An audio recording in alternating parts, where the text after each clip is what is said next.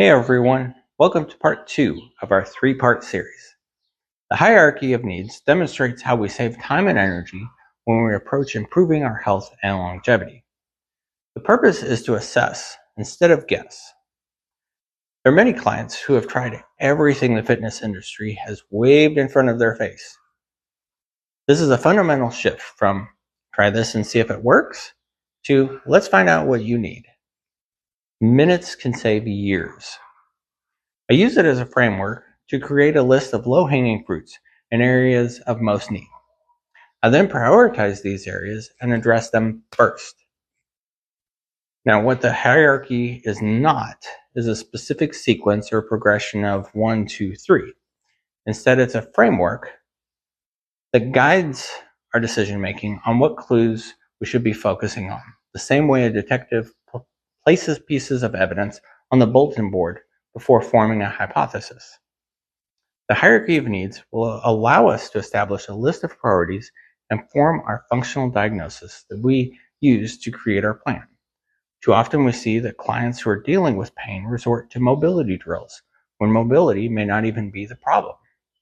Or they've been told that getting stronger is the solution, and we often find they're really missing stamina instead. Getting rid of pain and injury and moving from sickness to wellness can be really complicated and overwhelming. The hierarchy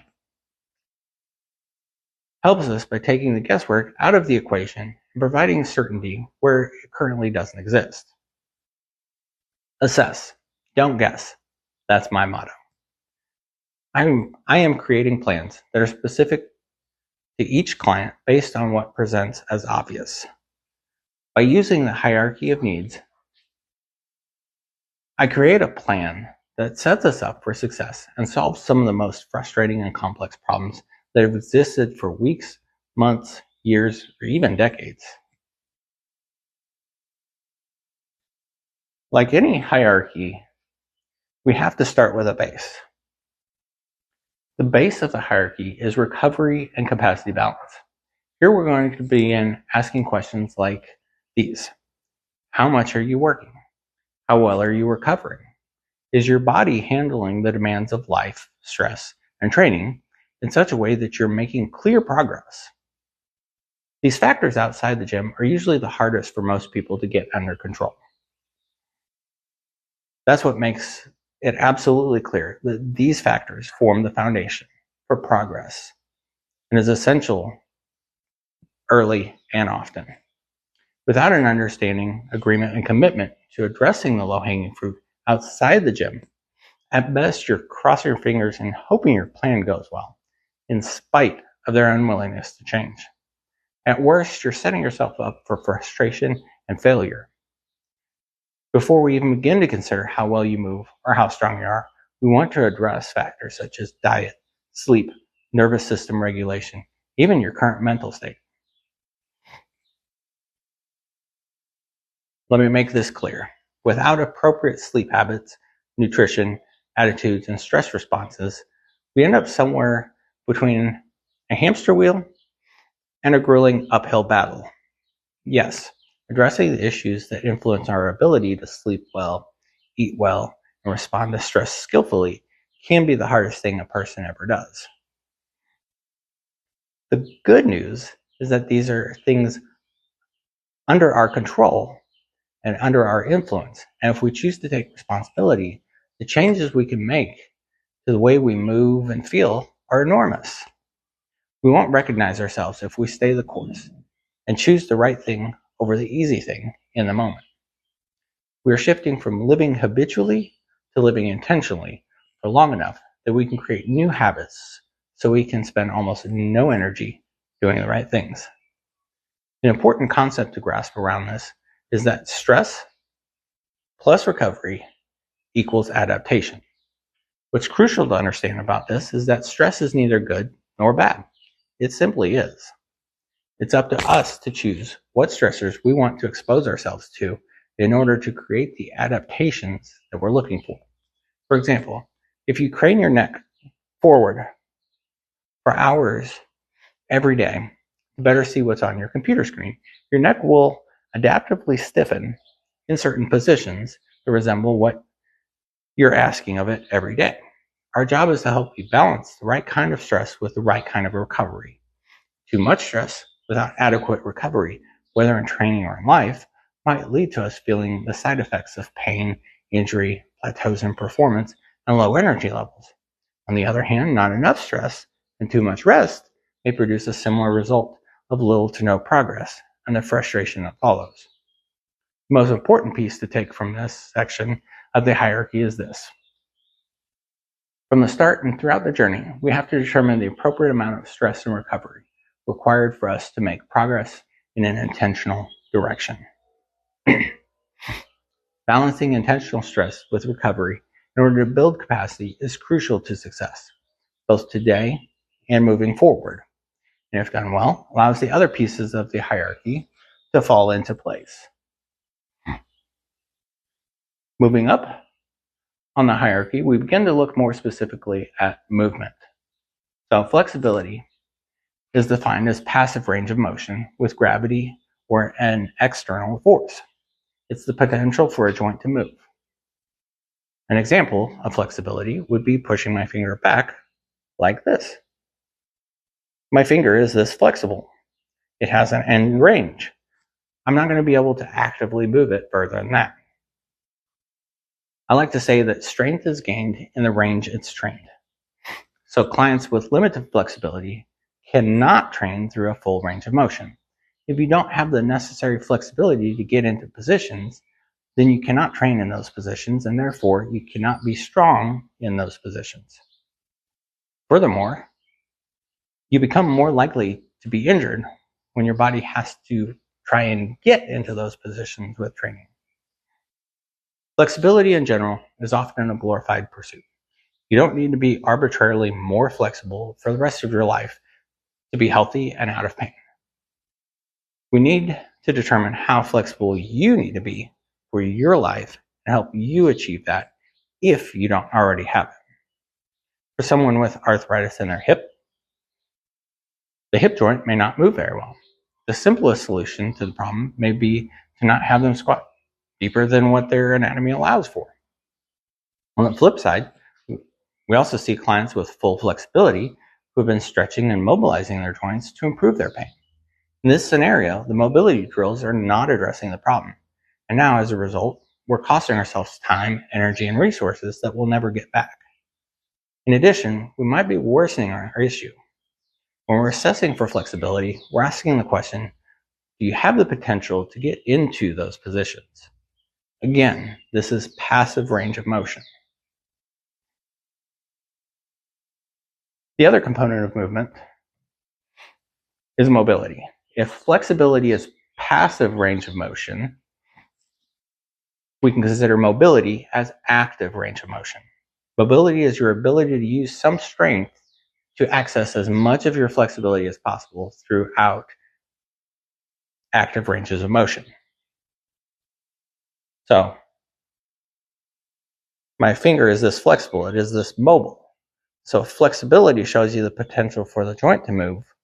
Mobility shows you the potential to intentionally access that range of motion with your own strength. You'll rarely see somebody's mobility exceed their flexibility. In some cases, active engagement through a range of motion can feel more comfortable than passively being taken through that range, but the total availability of range of motion remains the same.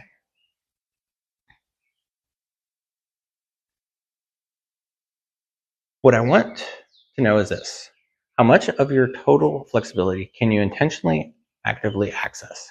If somebody lacks the requisite flexibility to get into a position, they're not going to be able to get into certain positions to move, lift, or train. If somebody lacks the appropriate mobility, they won't be able to access and control the range of motion they have. Adding load, in many cases, makes this especially true. When we look at flexibility and mobility together, we realize our movement potential. Here's a simple example. Say Susan wants to squat. We can start by having her lie down and check whether or not she can raise her knee towards her chest so that her thigh comfortably touches her ribcage. If she can, Susan has enough flexibility in her hips to squat. That doesn't mean she can squat effectively. We've seen people who have enough flexibility to squat who absolutely cannot get into the bottom position. Why not? They might have enough mobility to get there. We're not going to band it up, lacrosse ball it, stretch it, and hope for the best. It's an active problem that a passive solution won't fix. On the other hand, maybe someone's joint doesn't have the potential to squat. Strengthening a limited range of motion will do nothing for improving their range of motion.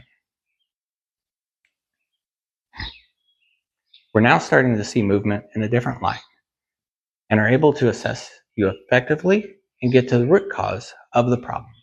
We're no longer guessing. It's also more clear that many common fixes might work for some people, and that trying them is equivalent to throwing something at a wall and finding out if it sticks.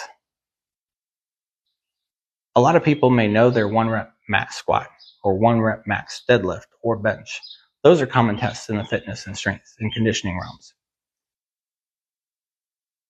I want to get even more info, more details, and to become more granular if we're going to get more clear on why your body is not performing as you'd like it